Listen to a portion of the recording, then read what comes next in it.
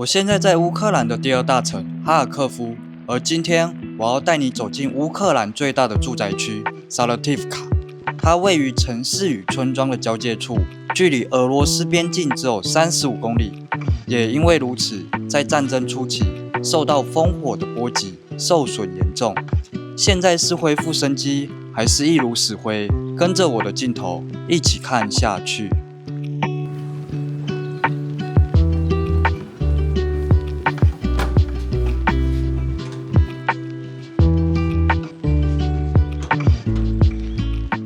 Hello， 大家好，库库萨巴。我现在要从哈尔科夫的市中心前往萨勒蒂夫卡社区，从这里过去大概得花1个小时的时间，中途还得转乘地铁和巴士。虽然时间长了一点，但好处是这里的公共交通通通免费。哈尔科夫是我在乌克兰旅游的第4座城市，也是目前唯一一个有提供免费大众运输的城市。这是因为战争爆发后，市政府为了帮助市民维持日常生活，就实施了这项免费政策，让所有人都能顺利通行。包括地铁、有轨电车，还有巴士，通通都不用钱。对于还留在这座城市的居民来说，这样的帮助真的很有感。这是我第一次在地铁站看到肉铺商店，也太酷了吧！这个进货应该是不小的工程哦，送货员还得爬那个楼梯。终于到巴士站了。但刚刚查了一下时刻表，巴士要30分钟后才会抵达，那跟我走过去的时间其实差不多，所以我选择直接用走的。这段路其实也不远，才2.4公里，就当作散步吧。这一路上，战争留下的痕迹随处可见，像对面那栋建筑，屋顶早已被炸得不见踪影。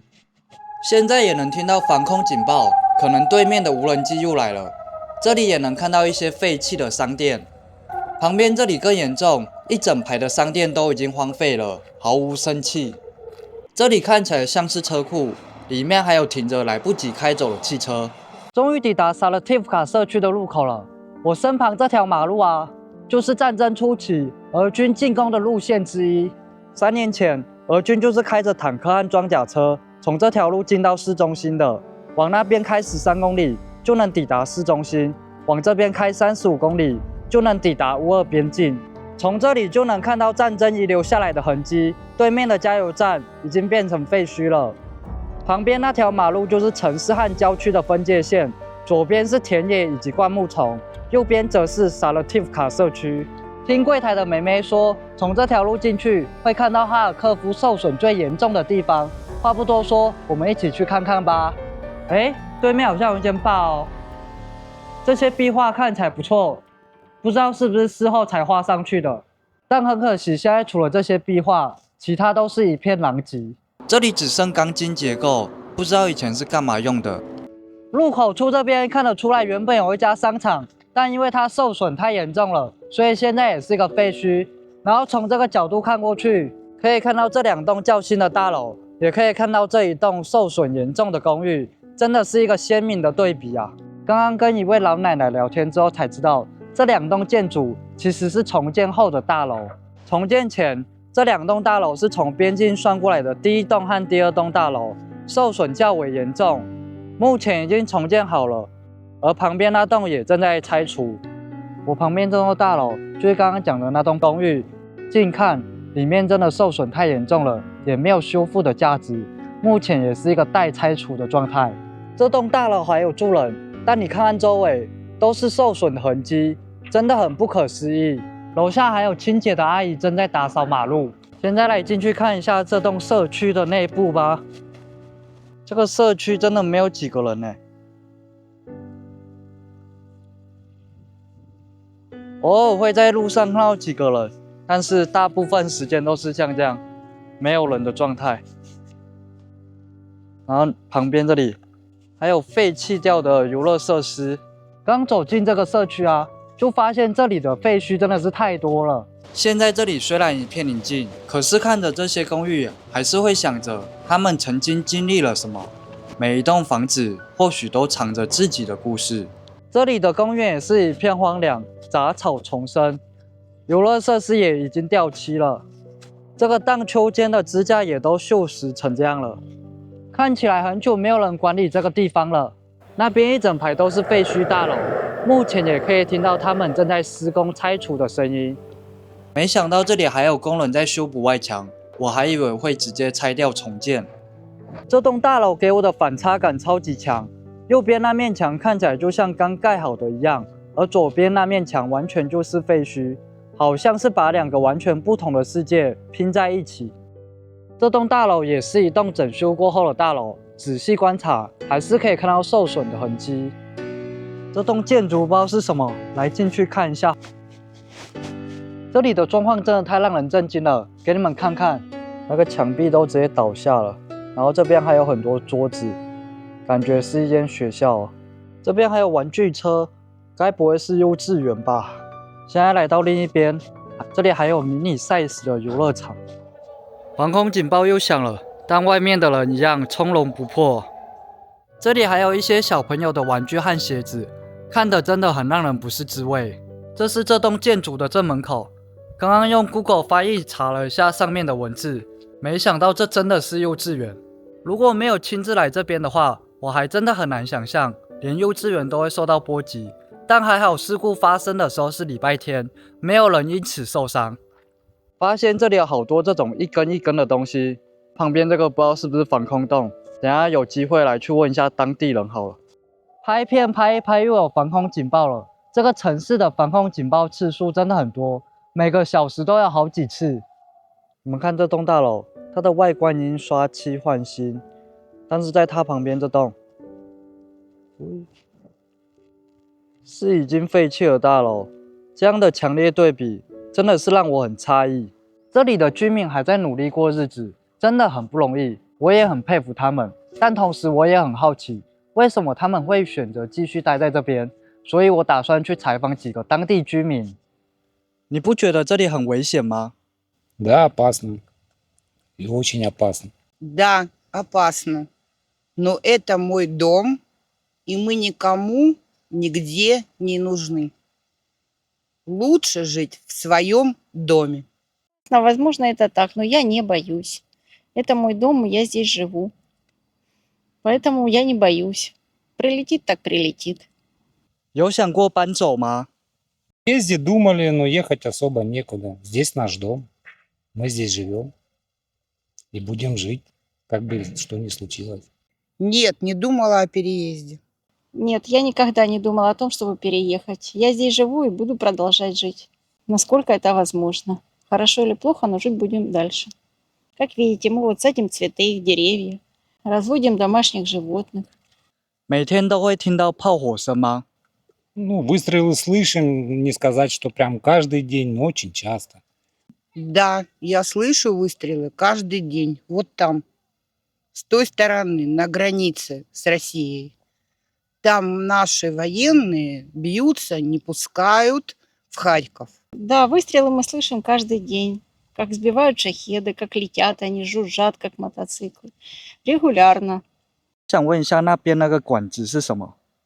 Это погреб, в котором хранят зимой картошку и другие овощи, а труба для того, чтобы была вентиляция. Мы храним банки зимой вместо холодильника. Летом там прохладно, а зимой более-менее тепло, чем на улице. Там же можно хранить и все остальное. 是腌制过的马铃薯或蔬菜吗？ Маринованного картофеля, мне кажется, не существует. Просто обычный картофель. Это наш второй хлеб. Морковку, свеклу, капусту хранят. Заготовки на зиму. Вы, наверное, не знаете, что такое соленые огурцы и помидоры.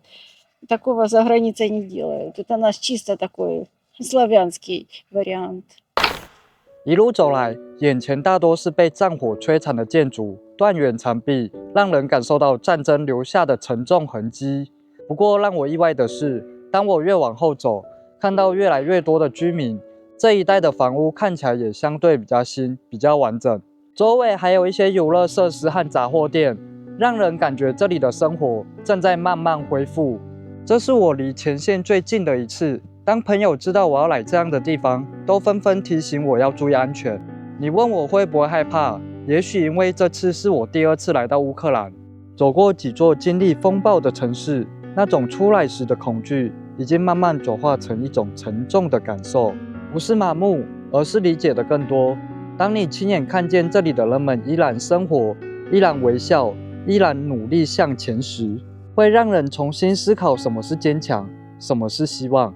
在这片沉静却坚韧的土地上，我不仅是个旅人，更像是一个倾听者、记录者、感受者这里每一道不被世界注意的风景与声音。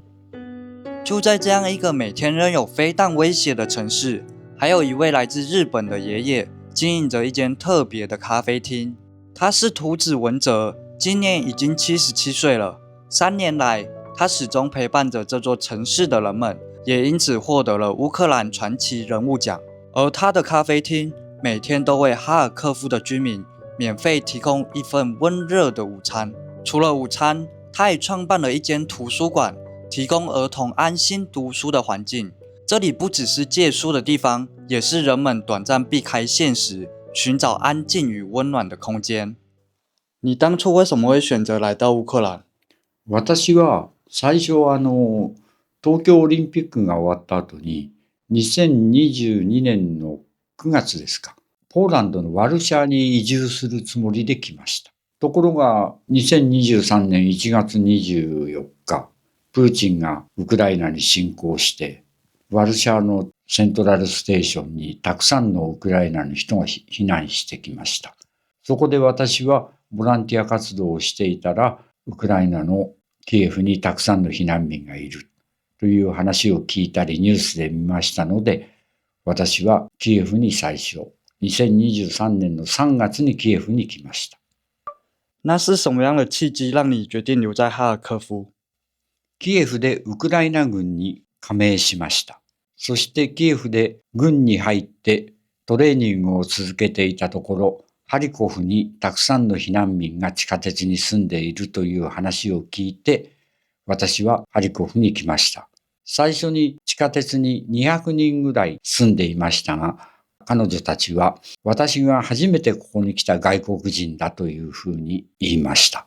結局、私しか支援する人がいなかったので、私はここに留まって支援をする。那这里的人住在地铁站的情況大概持續了多久？私が来た時に開戦の2月からもう住んでいる人が200人以上いました。それからその年の2023年の12月に市が地下鉄に住んでいる人を追い出すまで約10ヶ月、私は地下鉄で生活をしていました。避難民の人と一緒に。戰爭開始後，你在這裡親眼目睹了哪些事情？哪些事情讓你最難以忘懷？避難民の子供たちがとても痩せていたということを私は記憶に残っています。もちろん避難した地下鉄に住んでいた人も痩せていました。那這是你決定免費提供午餐給這裡的人的原因嗎？そうです。最初は地下鉄では料理ができないので、もともと地下鉄は人が生活するような場所ではありません。トイレも汚い、飲み水もない、電気しか使えない、冬も夏も寒い。そういうところで生活していて、そこを追い出されて外に出て、ゴミ箱を漁っている人をたくさん見ました。みんな生活するお金がなく、仕事もなく、ただゴミ箱を漁って食料を得るような人がたくさん増えてきていました。そこで私は無料のカフェを始めることを決断しました。那當地人對你的回應是什麼？地元の人は喜んでくれました。何しろ私しか支援をする人がいませんでしたから。他の国のボランティアもここは危険なので誰も来ませんでした。那在這樣充滿不確定的城市生活，你是否曾經感到害怕或想離開？私はポーランドのワルシャワに移住するつもりで日本を出てきました。日本の家もすべて売って、そして私はポーランドからウクライナに来るときに覚悟を決めていたから怖いことは何もありません。戦争をしている国に来たのですから、いつ死んでも何も問題はありません。那你為什麼會想要開設這個圖書館？ハリコフでは最初の年に学校が破壊されて3年間子どもたちはオンライン授業を受けています。教育は新しくウクライナが戦争が終わった時に子供たちが今勉強していることが役に立つと思います。教育は大きな力になります。世界中の民主的な考え方や自由についてもっともっと多くのことを本を読むことで知識として得てほしいのです。ウクライナの未来はすべて子供たちにかかっています。ウクライナの実現可能な希望が子供たちの今のこの図書館で勉強したことが将来必ず役に立つと考えています。ウクライナの子供たちは10年後、20年後に必ずこの国を EU に加盟し、そして民主的な自由な考えのある国に、ヨーロッパで一番の国になると私は信じています。そのための小さな図書館ですが、ウクライナ中に広めたいと考えています。那这些书是从哪里来的？是大家捐赠的吗？半分は寄付で、半分は私たちが日本の支援金や私のお金で買いました。